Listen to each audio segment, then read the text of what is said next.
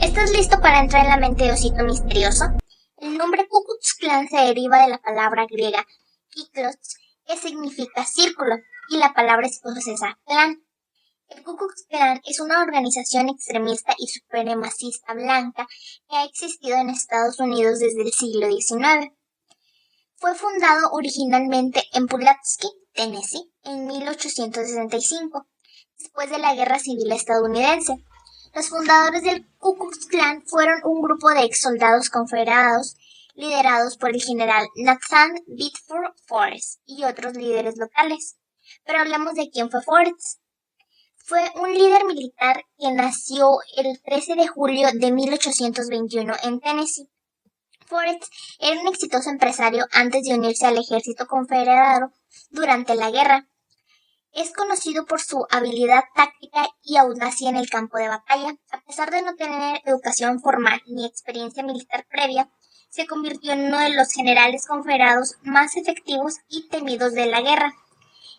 Es especialmente recordado por su papel en la batalla de Fort Pillow en 1865, donde las tropas bajo su mando acabaron con la vida de soldados afroamericanos rendidos ya a sus comandantes blancos. Después de la Guerra Civil, Nathan se convirtió en un líder predominante en el sur de Estados Unidos y abogó por la reconciliación entre el norte y el sur. Sin embargo, también se involucró en las actividades políticas convertidas como su participación en la fundación del KKK. En 1865, Forrest fue elegido como el primer gran mago del clan y se le atribuye haber ayudado a dar las primeras estructuras y rituales de la organización. Ahora, el objetivo original del clan era resistir la reconstrucción posterior de la guerra civil y mantener la supremacía blanca en el sur de Estados Unidos. ¿Pero qué es la reconstrucción posterior a la guerra civil?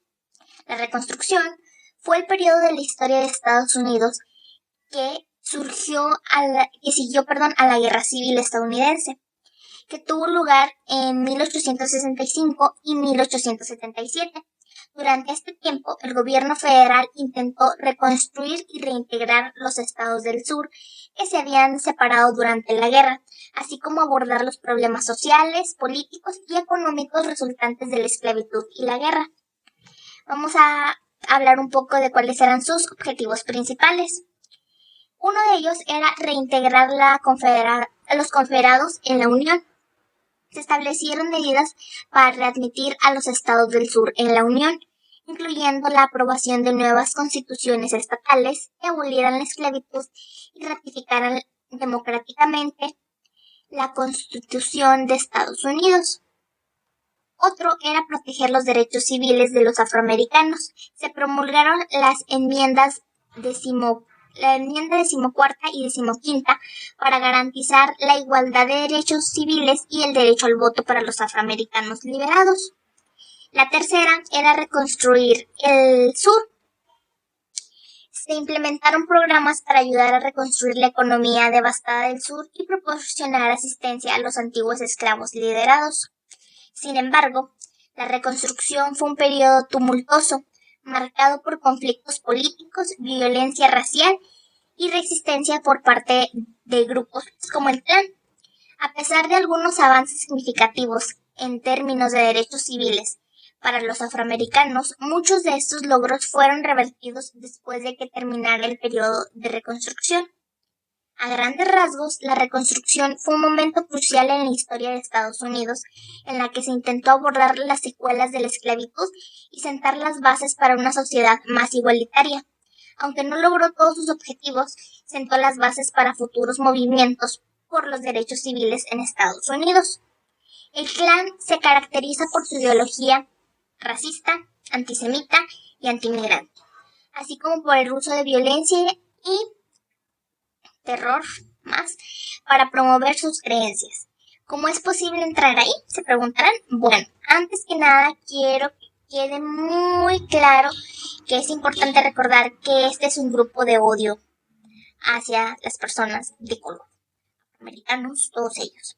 Que si bien estoy haciendo mención de este dato, por fines de conocimiento y pues sin ningún afán de incitarlos a unirse y formar parte de esa violencia. De hecho, pues este video está creado para crear una mayor conciencia sobre cómo, a pesar de que pues, los seres humanos hemos evolucionado, pues demostramos lo contrario.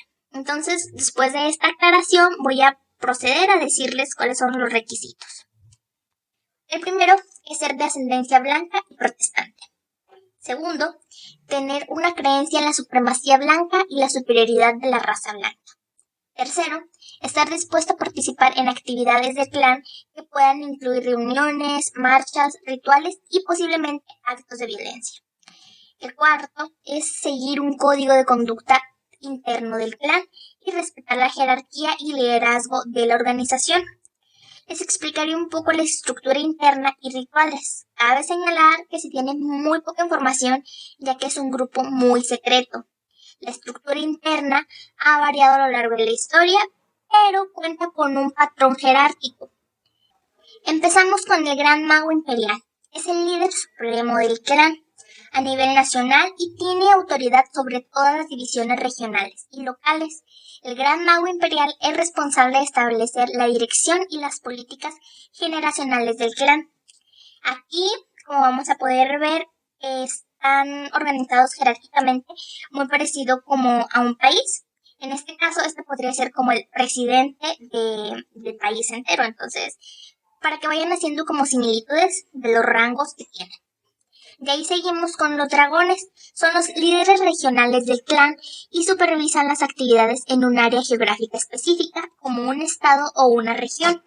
Los grandes dragones reportan al Gran Mago Imperial y son responsables de coordinar las actividades locales del clan. Aquí pues sería muy similar como a un gobernador, por así decirlo.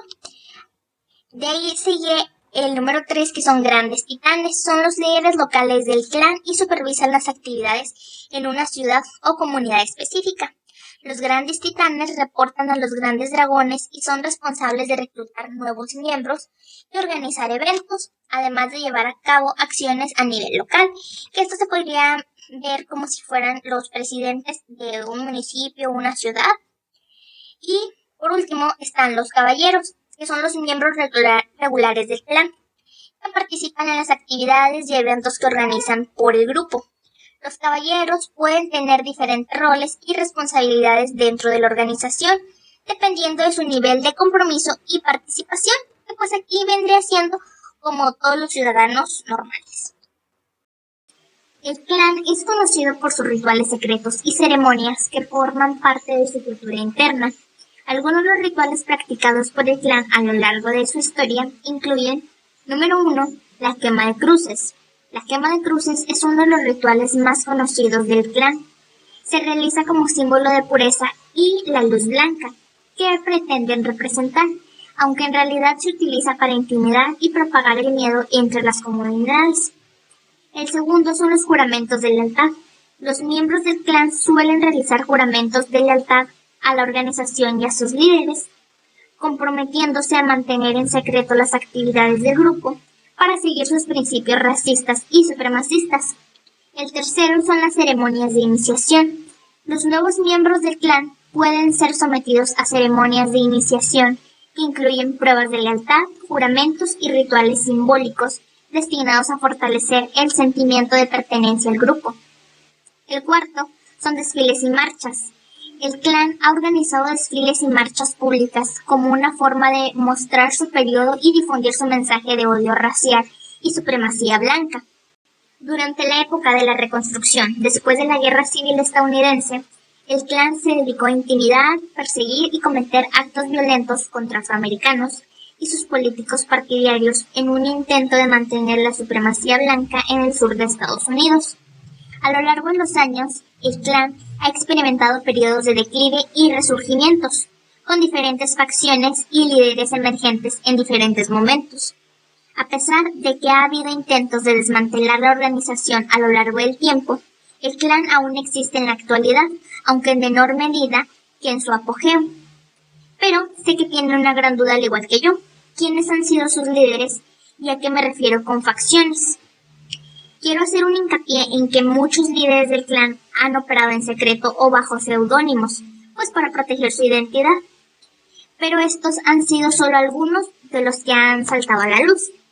Uno es David Duckett, otro es Thomas Robb, William Joseph Simmons, Hiram Wellesley, Samuel Verden, Roberto Sheldon.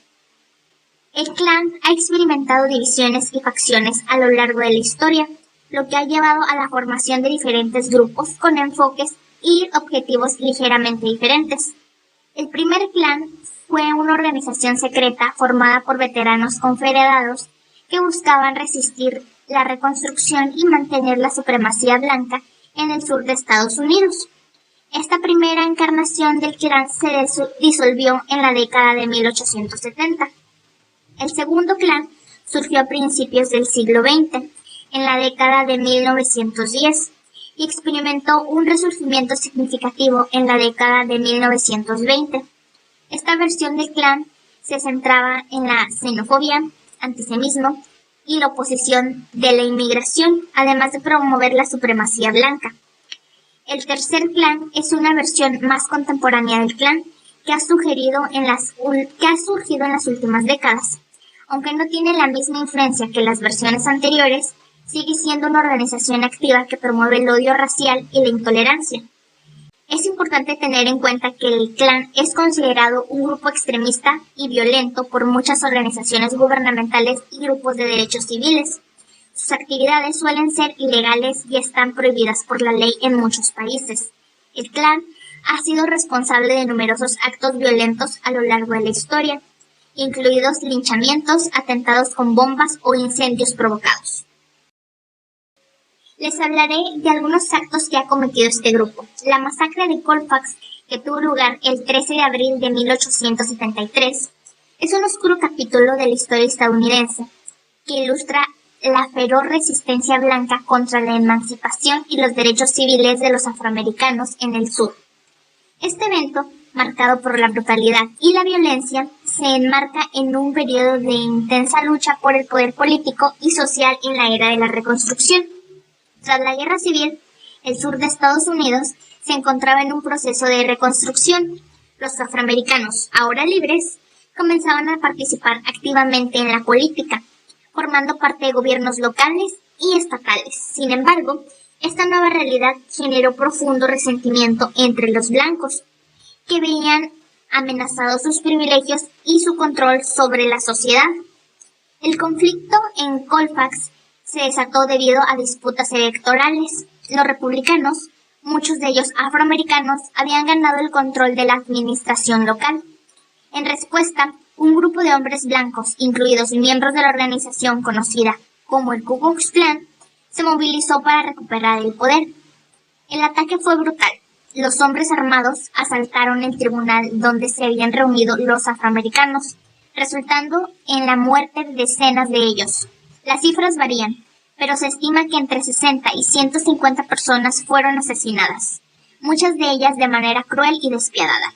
El clan, que había sido fundado como una respuesta a la reconstrucción, desempeñó un papel crucial en esta violencia, utilizando tácticas de terror para intimidar y despojar a los afroamericanos de sus derechos. La masacre de Colfax no solo dejó un saldo trágico de vidas perdidas, sino que también marcó un punto de inflexión en la lucha por los derechos civiles. La impunidad con la que actuaron las atacantes reflejó la falta de protección para los afroamericanos en el sur. La masacre se convirtió en un símbolo de brutalidad racial y resistencia a la igualdad, contribuyendo a la consolidación de un clima de terror que perduraría durante décadas. El clan, por su parte, continuó operando como una fuerza de intimidación y violencia, buscando mantener la supremacía blanca a través del miedo y la opresión. Este evento se inscribe dentro del patrón más amplio de violencia racial en Estados Unidos, que ha dejado cicatrices profundas en la historia del país. La masacre de Hamburgo, ocurrida en 1876, fue un trágico episodio de la violencia racial en Estados Unidos, específicamente en la ciudad de Hamburgo, en Carolina del Sur. Este evento dejó una profunda huella en la historia de las relaciones raciales en el país, Durante el siglo XIX, Carolina del Sur era un estado marcado por tensiones raciales y políticas tras la Guerra Civil. La reconstrucción había traído consigo esperanza de igualdad y derechos para los afroamericanos, pero también una feroz resistencia por parte de grupos blancos que querían mantener su dominio. El 6 de julio de 1876, un conflicto estalló entre un grupo de afroamericanos y miembros de la milicia blanca. La situación se intensificó cuando un grupo de hombres blancos que se sentían amenazados por el creciente poder de los afroamericanos en la región atacó a la comunidad negra de Hamburgo. Este ataque fue brutal y sistemático,